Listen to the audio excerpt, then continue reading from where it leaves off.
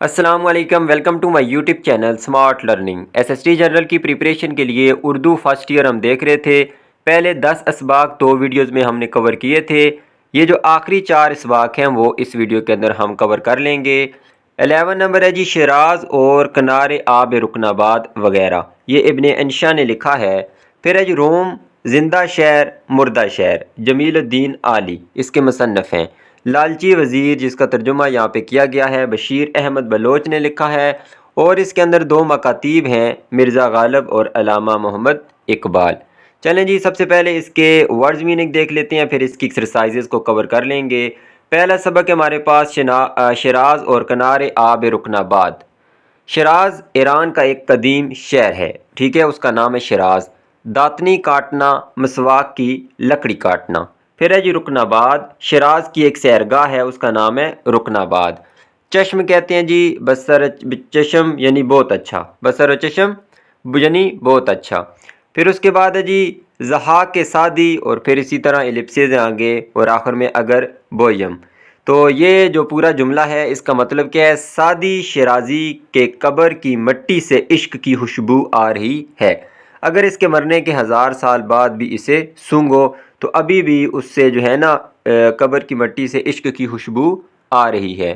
پھر ہے جی زندہ است نام فرخ نو شیرواں، تو فرخ نو شیرواں کا نام زندہ ہے، است زندہ کو کہتے ہیں، پھر ٹھیک ہے فرخ نو شیرواں، اور اس کے بعد زندہ ہے اس کا نام۔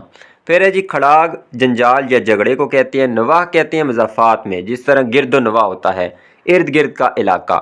حافظ کہتے ہیں حفظ کرنے والا، یعنی مراد فارسی کے مشہور شاعر حافظ شیرازی اس سے مراد ہیں، ویسے حافظ کہتے ہیں حفظ کرنے والا۔ غنچۂ نو شگفتہ، تازہ کھلا ہوا پھول۔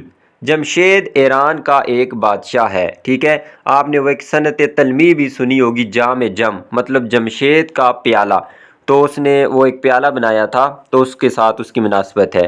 منصور، منصور کا مطلب اس سے مراد ہے جی منصور حلاج۔ کے کا مطلب ہے جی کتنے۔ دارا ایران کا بادشاہ تھا، پانی چوانے والا، پانی ٹپکانے والا۔ بنا کہتے ہیں جی بنیاد کو۔ اس کے بعد ہے جی ٹھونٹ، ٹھونٹ کہتے ہیں کٹا ہوا بازو یا کٹا ہوا تنا، ٹھونٹ۔ صد ستون محل، صد 100 کو کہتے ہیں، تو 100 ستونوں پر قائم محل۔ اس کے بعد ہے جی ہمارے پاس کوریڈور، کوریڈور انگلش کا لفظ ہے برآمدہ۔ قافلہ دزدان برسرے کوہ نشستہ بودند، اس کا مطلب ہے جی چوروں کا قافلہ ایک پہاڑ کی چوٹی پر بیٹھا تھا، چوروں کا قافلہ ایک پہاڑ کی چوٹی پر بیٹھا تھا۔ کافی فارسی کے الفاظ یہاں پہ استعمال کیے گئے ہیں۔ داخلی رفاقت کہتے ہیں جی دلی دوستی، داخلی رفاقت۔ پہنائی کہتے ہیں کشادگی کو یا وسعت کو۔ پھر ہے جی گلے صد برگ، ایک پھول کا نام ہے 100 پتیوں والا پھول، ٹھیک ہے، صد برگ 100 پتیوں والا پھول۔ پھر ہے جی وکیل رعایا، وکیل رعایا کا مطلب ہے رعایا کا وکیل، یہاں مراد رعایا کا خادم۔ تومان ایرانی سکہ ہے۔ اناء الحق کہتے ہیں بے شک میں حق ہوں۔ کوس جو ہے ایک پیمائش ہے، تقریباً 300 گز کا فاصلے کو کہتے ہیں کوس۔ یدھ کہتے ہیں جی جنگ کو۔ اے آمدنت باعث آبادی ماں، ٹھیک ہے، اس فقرے کا مطلب ہے جی آپ کا آنا میرے لیے خوشی کا باعث ہے۔ پھر ہے جی مسطح ہموار کو کہتے ہیں۔ پھر ہے جی ہمارے پاس رفیع الشان، عظیم الشان۔ پھر ہے جی مرتسم نشان کیا گیا، مہر لگایا گیا۔ ماں درچے حیالم او فلک درچے حیال، اس کا مطلب ہے جی میں کسی حیال میں ہوں اور آسمان کسی حیال میں ہے۔ خانہ زاد کہتے ہیں جی غلام کو۔ برادر بجان برابر، میری جان کے برابر میرا بھائی ہے۔ پھر ہے جی حمال جس کی واحد ہے حمالہ، بوجھ اٹھانے والا۔ قربانت شوم، تیرے قربان جاؤں۔ نیکسٹ ہے جی روم، زندہ شہر مردہ شہر۔ اطالوی جو ہے مطلب کہ اٹلی کا، اس کی نسبت ہے اٹلی سے، اس کو کہتے ہیں اطالوی۔ کیلولا کہتے ہیں جی سستانہ، دوپہر کا آرام، کھانے کے بعد جب آرام کرتا ہے بندہ، نیند کرتا ہے۔ مانون عنوان دیا گیا۔ بکا نور، منور مقام۔ تزین کہتے ہیں سجاوٹ یا آرائش کو۔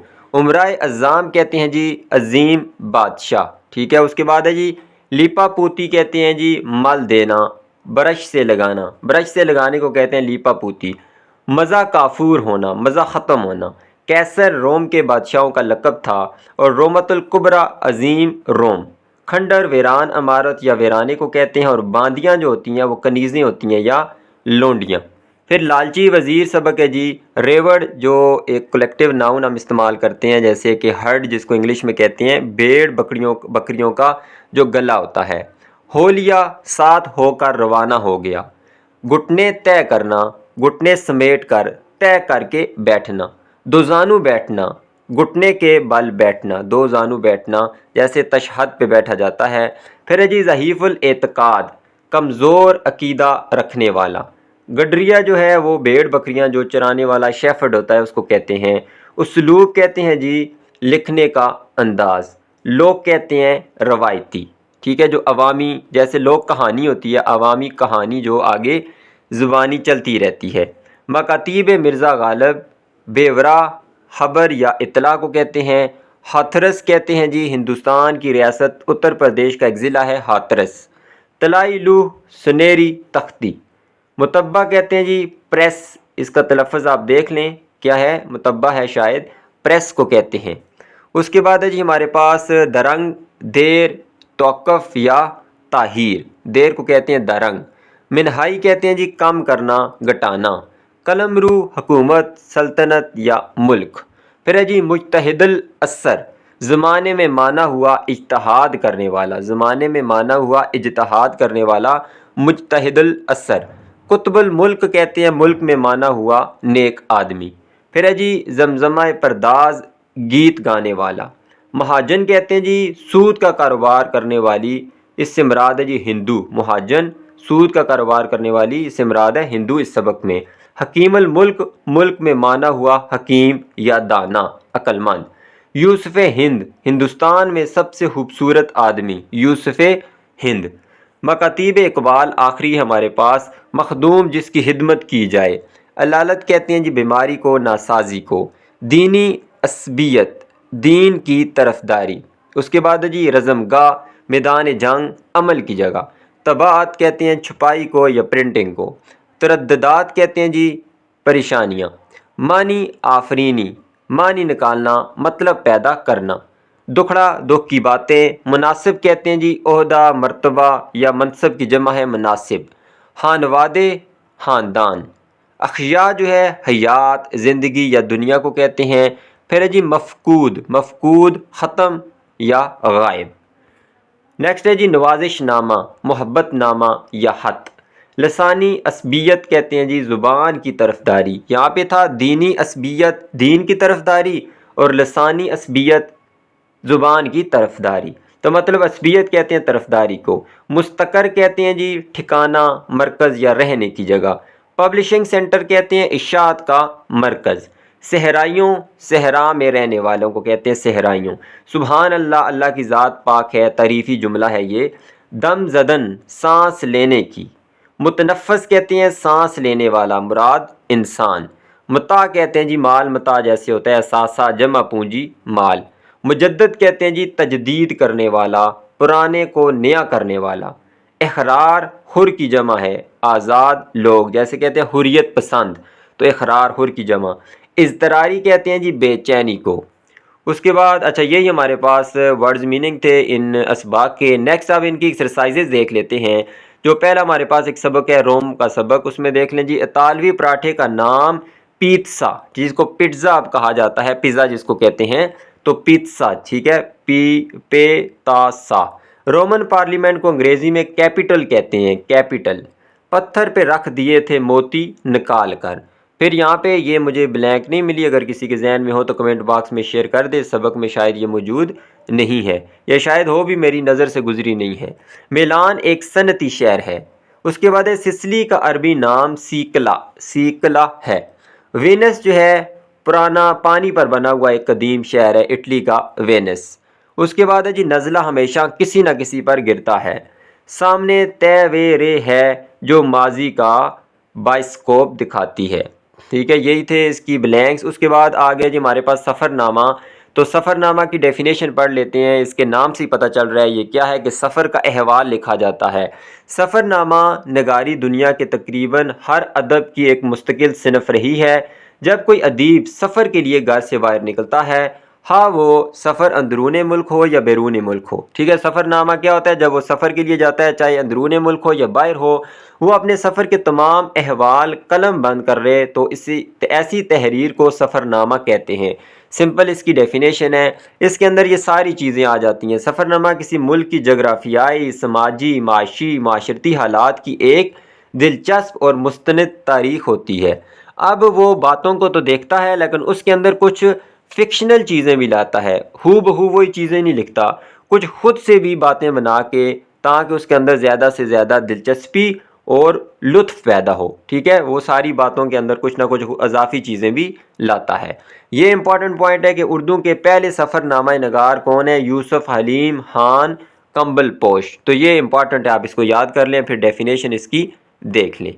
نیکسٹ ہم دوسرے سبق پہ جاتے ہیں جی۔ یہاں پہ لوک کہانی کی تعریف کریں تو لوک کہانی عوامی کہانی ہوتی ہے، جو جیسے مثال کے طور پہ ہر زبان میں موجود ہے، اور بزرگ سناتے ہیں، مائیں سناتی ہیں، یا کہیں حجرے میں بیٹھے ہوں تو لوگ سناتے ہیں، اور وہ یہ زبانی کہانیاں ہوتی ہیں، ایک سے دوسرا، دوسرے سے تیسرا، اور عام طور پر یہ لوکل لینگویج میں سنائی جاتی ہیں، تو اس کو عوامی کہانی بھی ہم کہہ سکتے ہیں۔ پھر جی نیکسٹ ہے جی، یہاں پہ قاعد کے مطابق جملے درست کریں۔ تو پہلا جملہ ہے جی، وزیر تیار ہو گیا کتے کی طرح دودھ پینے کے لیے۔ تو اس کو جملے میں جب ہم بنائیں گے تو جملہ بن جائے گا، وزیر کتے کی طرح دودھ پینے کے لیے تیار ہو گیا۔ پھر ہے جی، دنیا کی سب سے بری چیز ہے لالچ۔ تو دنیا کی سب سے بری چیز لالچ ہے۔ اسی طرح یہ بھی دیکھ لیں، آدھی رات کو جب وزیر کی آنکھ کھلی، پھر گڈریے نے کتے والے گندے برتن میں دودھ دیا، وہ اپنے گھٹنے طے کر کے دوزانو ہو کر بیٹھ گیا، ٹھیک ہے۔ اور اس کے اندر یہاں پہ کچھ بھی نہیں ہے، اس کو ہم ٹیسٹ کے لیے تو نہیں دیکھ رہے۔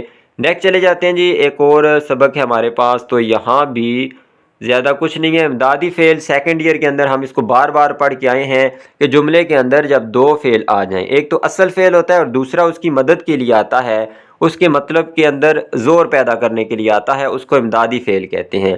مثال کے طور پہ وہ کل ملے گا، اب ملنا اصل فعل ہے، اس کے ساتھ گا جو آیا ہے یہ امدادی فعل ہے، ملنا اصل فعل ہے۔ اس کے بعد ہے میں رو پڑا، اب رونا اصل فعل ہے، اصل کام ہے، ورب ہے، اس کے ساتھ پڑا جو آیا ہے یہ امدادی فعل ہے۔ اسی طرح یہاں پہ کچھ الفاظ ہیں، ان کے میننگ دیکھ لیتے ہیں، جملے تو ہم نے نہیں بنانے۔ قدامت و عظمت کہتے ہیں شان و شوکت کو، غنودگی کہتے ہیں جی ڈیزینس اونگ کو، ٹھیک ہے۔ دیوان خاص بادشاہ کا خاص دربار، رفیع شان بہت باعزت بلند مرتبہ، افریت کہتے ہیں، افریت نہایت طاقتور مخلوق، ٹھیک ہے، اس کو افریت کہتے ہیں۔ خانہ زاد کا مطلب غلام ہوتا ہے، وہ شخص جو کسی کے گھر پیدا ہوا ہو اور اسی کا ملازم ہو، یا سمپل آپ غلام کہہ سکتے ہیں۔ بلا مانس کہتے ہیں جی، بلا مانس کہتے ہیں نیک دل کو، ٹھیک ہے۔ اور سفر نامے کی تعریف تو ہم پہلے پڑھ ہی چکے ہیں، یہ آپ کے ساتھ میں نے شیئر کیا اس ویڈیو میں۔ نیکسٹ ہم دیکھتے ہیں یہاں پہ تو مکاتیب ہیں، اس میں ایکسرسائز میں ایک کوشچن دیا گیا ہے، مکفہ جملے جو ہے نا اس کی تلاش کر کے لکھنے ہیں، تو یہاں پہ ہم اس کی ڈیفینیشن دیکھ لیتے ہیں۔ یہ پچھلی ویڈیو کے اندر میں بتا بھی چکا ہوں۔ مکفہ جملے جو ہے نا، اس کا لفظ قافیہ سے نکلا ہے۔ قافیہ، ہم قافیہ کس کو کہتے ہیں؟ ہم آواز کو۔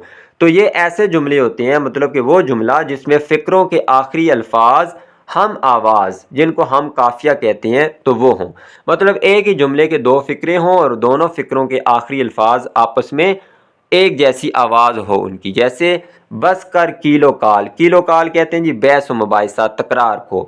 اب دیکھ میری عاشقوں کا حال، میرے عاشقوں کا حال، ٹھیک ہے۔ تو حال اور کیلو کال یہ دونوں ہم قافیہ ہیں، تو یہ جملہ کیا ہو گیا؟ مکفہ جملہ ہو گیا۔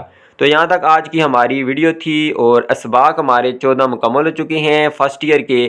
آگے نظمیں اور غزلیں ہیں، تو انشاءاللہ 3 ویڈیو مزید ہوں گی۔